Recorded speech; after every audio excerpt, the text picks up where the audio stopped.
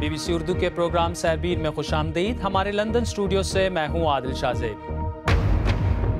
اقوام متحدہ کی سیکیورٹی کونسل میں اسرائیل کا اپنے خلاف قرارداد کی منظوری پر امریکہ سے سوال کہ آپ نے ایسا کیوں ہونے دیا؟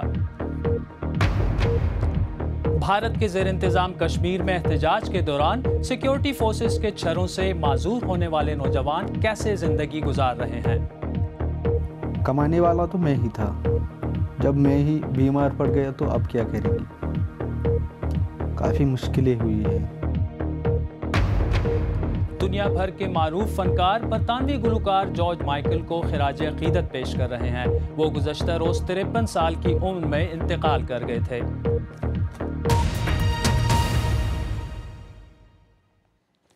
اسرائیل کے وزیر اعظم بنیامین نیتن یاہو نے تل ابیب میں امریکہ کے سفیر کو اپنے دفتر بلا کر ان سے پوچھا ہے کہ امریکہ نے اقوام متحدہ میں اسرائیل کی مذمت کرنے والی قرارداد کے لیے کیوں رستہ ہموار کیا۔ اتوار کو ہونے والی اس ملاقات کی مزید تفصیل ابھی تک میڈیا کو جاری نہیں کی گئی۔ جمعے کو اقوام متحدہ نے غرب اردن اور مشرقی بیت المقدس سمیت مقبوضہ فلسطینی علاقوں میں یہودی بستیوں کی تعمیر کے خلاف قرارداد منظور کی تھی۔ تفصیل کے ساتھ عارف شمیم۔ بنیامین نیتن یاہو کا، جو کہ اسرائیل کے وزیر خارجہ بھی ہیں، امریکی سفیر کو اپنے دفتر بلانا ایک غیر معمولی اقدام ہے۔ اس سے پہلے اسرائیل نے ان ممالک کے سفیروں کو بلایا تھا جنہوں نے جمعے کو اقوام متحدہ کی قرارداد کے حق میں ووٹ دیا تھا۔ اسرائیل نے اقوام متحدہ کے ووٹ کو شرمناک قرار دیا تھا۔ اسرائیل نے اپنے سب سے قریبی اتحادی امریکہ کے متعلق یہ بھی کہا ہے کہ قرارداد کے پیچھے اس کا ہاتھ ہے۔ کئی دہائیوں سے امریکی انتظامیہ اور اسرائیلی حکومتوں کے درمیان آبادیوں پر اختلاف رہا ہے، لیکن ہم اس بات پر متفق تھے کہ سلامتی کونسل اس مسئلے کے حل کی جگہ نہیں۔ میں نے جان کیری کو جمعرات کو بتایا تھا کہ دوستوں کو سلامتی کونسل لے کر نہیں جاتے۔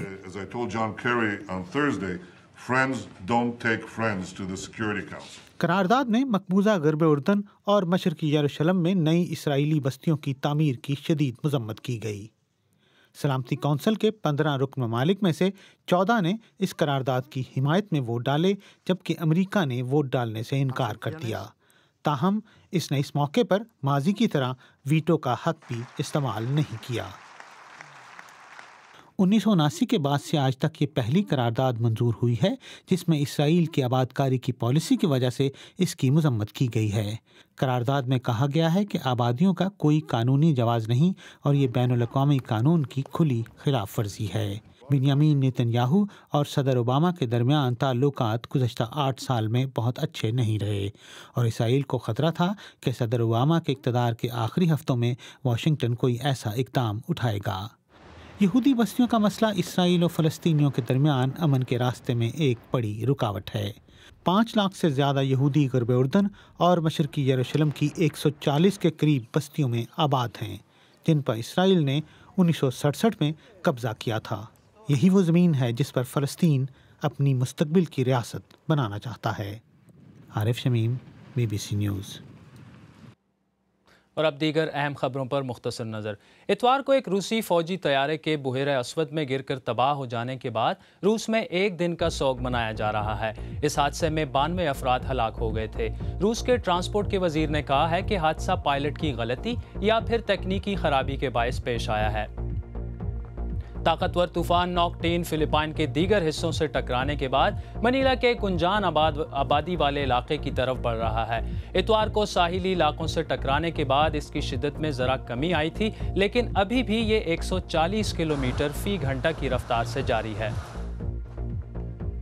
ایک فرانسیسی جہاز راں ٹامس کوول نے اکیلے بغیر رکے پوری دنیا کا سفر کر کے ایک نیا ریکارڈ بنایا ہے۔ انہوں نے اپنے اس سمندری سفر کا آغاز 6 نومبر کو فرانس کے شمال مغربی شہر برس سے کیا تھا۔ ٹامس کوول نے مسلسل 49 روز تک سفر کیا۔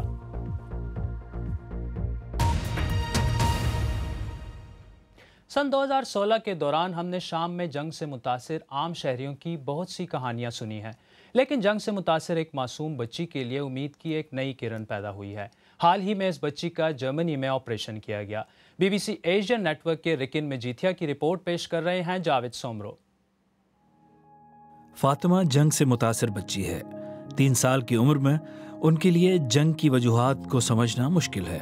وہ 7 ماہ کی تھیں جب شام میں ان کے خاندان کے گھر پر ٹینک کا ایک گولا گرا اور گھر میں آگ لگ گئی۔ فاطمہ آگ سے بری طرح جھلس گئیں اور ان کے جسم کا 60% حصہ متاثر ہوا۔ ان کے والد علاج کی غرض سے انہیں مختلف اسپتالوں میں لے کر گئے۔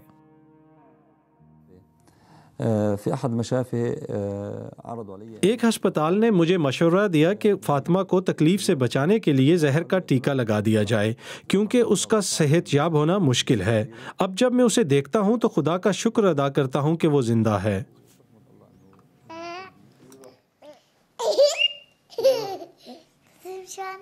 فاطمہ کے بارے میں جب جرمنی کی ایک مشہور سرجن ڈاکٹر مریتا نے سنا تو انہوں نے فاطمہ اور ان کے خاندان کو جرمنی لانے میں اہم کردار ادا کیا۔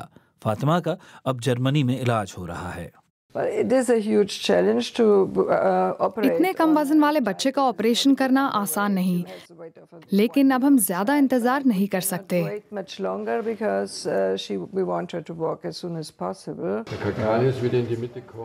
فاطمہ کا علاج کرنے والے ڈاکٹر انتہائی تجربہ کار ہیں، لیکن ان کے لیے بھی یہ آپریشن آسان نہیں۔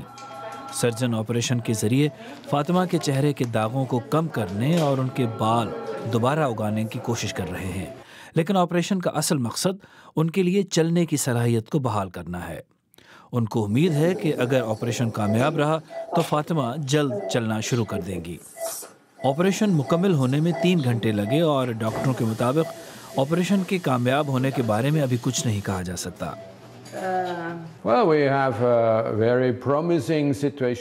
ہم کافی پر امید ہیں۔ پہلے 3-4 ہفتوں کے بعد وہ تھوڑی سی مدد کے ساتھ دوبارہ چلنا سیکھ لے گی۔ یہ آسان نہیں ہوگا، لیکن مجھے یقین ہے کہ فزیو تھراپی کی مدد سے ہم اسے چلانے میں کامیاب ہو جائیں گے۔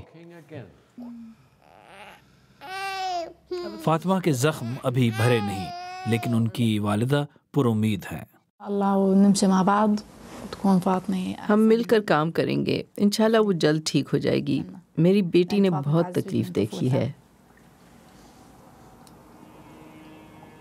فاطمہ ابھی کچھ عرصہ اسپتال میں رہیں گی جہاں ان کا علاج جاری رہے گا۔ ڈاکٹروں کے مطابق فاطمہ کے مزید آپریشن بھی کیے جائیں گے۔ ان کے زخموں کے ساتھ ساتھ اب ان کی صحت یابی کی امید بھی واضح ہے۔ بھارت کے زیر انتظام کشمیر میں گزشتہ مہینوں کی شورش کے دوران سیکیورٹی فورسز کی فائرنگ سے ہزاروں نوجوان زخمی ہوئے۔ ان میں سینکڑوں ایسے ہیں جو پیلٹس یا چھروں اور گولیوں کے زخم سے مستقل طور پر معذور ہو گئے ہیں۔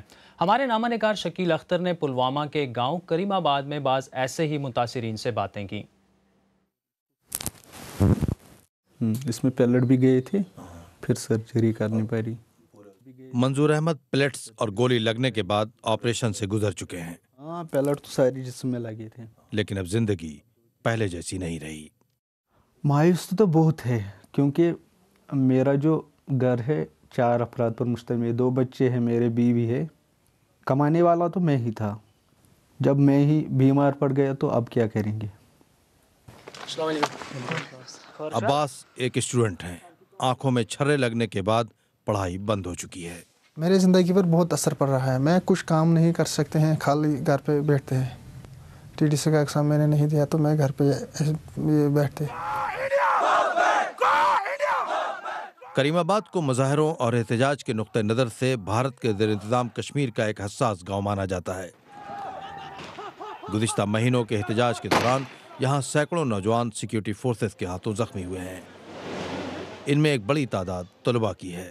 پہلے تو میں کھیل سکتا تھا، کرکٹ کھیلتا تھا، فٹ بال کھیلتا تھا، یہ گاڑی چلا تھا، شام کے وقت چل رہا تھا۔ اب شام کے وقت مجھے کچھ دکھائی نہیں دے رہا ہے، دوسروں کی مدد لینی پڑتی ہے مجھے شام کے ٹائم، رات کو بھی کچھ دکھائی نہیں دے رہا ہے۔ اب دن کو صبح جب اٹھتا ہوں تو صبح سویرے کچھ تھوڑا کم دکھائی دے رہا ہے، پھر جب تھوڑا ٹائم ہوتا ہے پھر دکھائی دیتے ہیں۔ غلام رسول پنڈت کا اپنا نوجوان بیٹا چند مہینے قبل سیکیورٹی فورسز کے ساتھ تصادم میں مارا گیا تھا۔ وہ کہتے ہیں کہ فضا میں جو مایوسی اور بے بسی ہے اسے ختم کرنے کے لیے کشمیر کے مسئلے کا ایک مستقل سیاسی حل نکالنا ہوگا۔ بالکل مایوسی ہے، جب ہر ایک گھر میں زخمی ہو گئے لوگ، کچھ لڑکے باندھ ہو گئے، کچھ تو اس سے پہلے بھی ہمارے گاؤں میں لگ بھگ 20 لڑکے شہید ہو گئے۔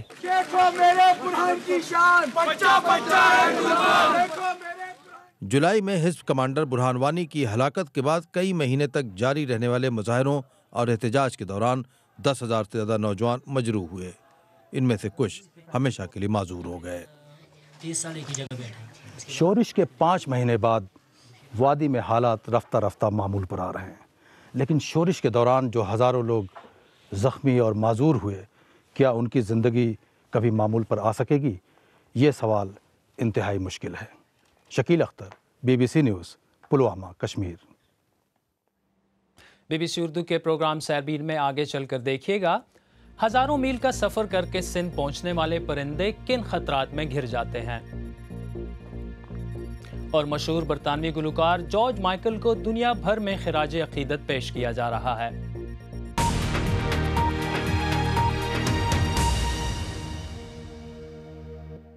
BBC उर्दू के प्रोग्राम सैरबीन में एक बार फिर खुशामदीद। मैं हूँ आदिल शाहजेब।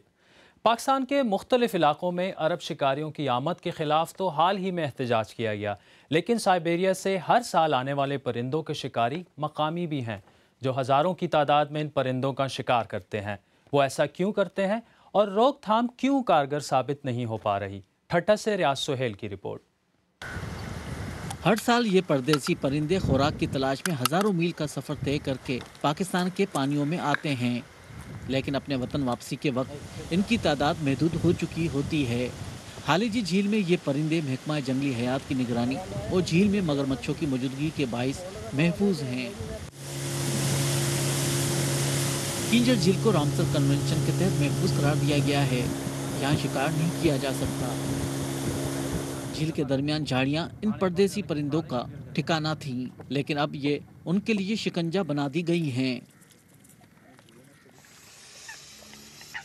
परिंदों की इस आवाज़ को बड़े स्पीकरों पर यहाँ पर बजाया जाता है और ये आवाज़ जो दीगर परिंदे सुनकर यहाँ पर जैसे ही पहुँचते हैं तो यहाँ पर कई जगहों पर जो ये जाल लगे हुए हैं यहाँ पर आके वो फंस जाते हैं। सिर्फ किंजर के इसी मकाम पर नहीं, ऐसे कई जगह हैं जहाँ पर ये जाल लगे हुए हैं। परिंदों के शिकार के खिलाफ आवाज़ गैर मौसर है, लेकिन कुछ रज़ाकार इन परदेसी परिंदों को बचाने की तगोदो में हैं। 10 साल पहले जब आप आते तो इधर कोई जगह नहीं थी जहाँ से परिंदे नहीं थे, इतने परिंदे थे। अभी शिकार पर नेट बंद हो जाए, मैं कहता हूँ, मैं गारंटी से कहता हूँ, अगर नेट बंद करा ले गए वर्ल्ड डिपार्टमेंट वाले तो 20 महीने के अंदर पूरी झील भर जाएगी। अब पक्षी न होने की वजह से हमारी झील में मच्छी भी नहीं है, क्योंकि उसका जो फजूला होता था वो फजूला मच्छी का खुराक थी। अभी घास भी नहीं है। शिकार पर पाबंदी के बावजूद इन परिंदों की खुलेआम फरोख्त की जाती है। सहूलियात और अफरादी कुव्वत के फुकदान का शिकार महकमा जंगली हयात इन परिंदों को तहफ़्फ़ुज़ फराहम करने में कामयाब नहीं रहता। इन परिंदों के साथ सर्द इलाकों के बाज़ भी पाकिस्तान का रुख करते हैं। सिंध के साहिली इलाकों में सितंबर से लेकर नवंबर तक इन बाज़ों का शिकार होता है।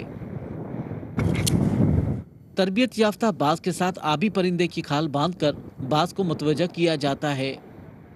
हाथ लगाए शिकारी मतलूबा शिकार पहुंचते ही जाल खींच लेता है। समंदर में मछली कम होने के बाद जाल तो वही हैं, लेकिन माहीगीरों का शिकार बदल गया है। इस इलाके में रोजगार के मौके नापेद हो चुके हैं। सुबह सूरज तुलू होने से लेकर गुरूब होने तक यहाँ बैठते हैं। यहाँ और कोई काम नहीं मिलता। अगर बाज पकड़ लेते तो जो पैसे मिलते उससे अपनी कश्ती खरीदता। मकामी माहीगीरों ने बाज के शिकार का ये तरीका खलीजी ममालिक के अरब शिकारियों से सीखा है जो यहाँ आते हैं। इस बाज के खरीदार भी अरब ही होते हैं। ज़्यादा जो होती है तो इधर बहरी होते हैं परिंदे। बहरी एक होती है नस्ल जो 16 की बहरी होती है, वो 20 लाख तक होती है। जो 15 है नीचे होती है, 5 लाख के ऊपर होती है, कम नहीं होती है। जो चरक को किस्मत से पकड़ते हैं सफ़ेद, तो वो 40 लाख के थे, 80 लाख तक होते हैं। जो शिकारी को दलाल खर्चा देते हैं 80,000 60,000 देते हैं, तो वो पकड़ते हैं तो वो रेट लगाते हैं 1.5 लाख। इस नौजवान के आज के दिन समेत 3 माह रायगां गए, क्योंकि इसके जाल में मकामी चील तो फंसी लेकिन बाज ना आया, जिसने इसकी किस्मत तब्दील करनी है। रियाज सोहेल, BBC न्यूज़, ठट्टा। आइए देखते हैं कि हमारी वेबसाइट bbcurdu.com पर कौन सी खबरें ज़्यादा पढ़ी गई। इंडियन क्रिकेटर मोहम्मद शामी की अहलिया की तस्वीर इंटरनेट पर मौजूद बहस। सी पैक गेम चेंजर या हवाई किला, इस पर हमारे साथी आबिद हुसैन का कालिम। آئی فون کے 10 سال، اسمارٹ فون اتنا اسمارٹ کیسے بنا؟ یہ آرٹیکل بھی بہت پڑھا گیا۔ دنیا بھر میں معروف آرٹسٹ برطانوی گلوکار جارج مائیکل کو خراج عقیدت پیش کر رہے ہیں۔ وہ گزشتہ روز کرسمس ڈے پر 53 برس کی عمر میں انتقال کر گئے تھے۔ جارج مائیکل 1980 کی دہائی میں پاپ گروپ ویم کا حصہ تھے اور بعد میں وہ بطور سولو آرٹسٹ بھی خاصے کامیاب رہے۔ تفصیل کے ساتھ سمرہ فاطمہ۔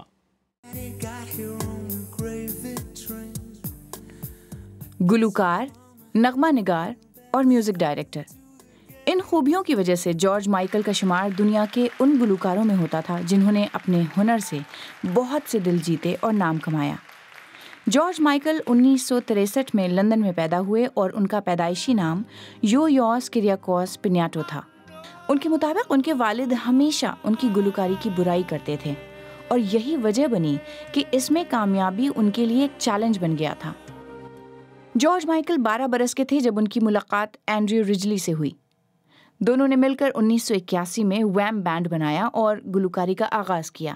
ویم ریپ تو زیادہ کمال نہیں دکھا سکا، لیکن اس کے بعد آنے والا ینگ گنز برطانوی چارٹس میں نمبر 3 پر پہنچ گیا، اور پھر جارج مائیکل نے کبھی پیچھے مڑ کر نہیں دیکھا۔ شہرت تو ملی، لیکن ساتھ ہی وہ غلط وجوہات کی وجہ سے سرخیوں میں رہنے لگے۔ آکسفورڈ شائر میں ان کے ہمسائے ان کی یاد میں شمع روشن کر رہے ہیں۔ ادھر دنیا فن کی معروف شخصیات بھی افسردہ ہیں۔ ان کے ویم بینڈ کے ساتھی اینڈریو رجلی نے لکھا ہے، میں اپنے دوست کی موت پر دل برداشتہ ہوں۔ سر ایلٹن جان نے کہا ہے، میں گہرے صدمے میں ہوں۔ میں نے ایک پیارا دوست کھو دیا ہے، ایک رحم دل، دریا دل شخص اور ایک زبردست آرٹسٹ۔